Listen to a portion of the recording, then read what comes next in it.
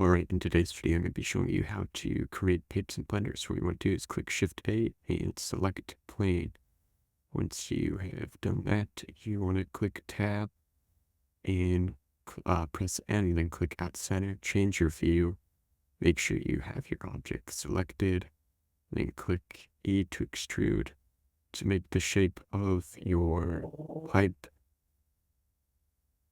And once you have made the shape of your pipe, you can select the entire thing and make sure that you bevel it. So click Shift Control plus B to give it some curve. Once you've done that, you can go out of edit mode and then make sure you convert it to the curve, and you want to go to geometry and then make sure you give it some depth.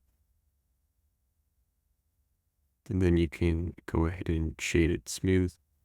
And that's all. Thanks for watching, and don't forget to like and subscribe.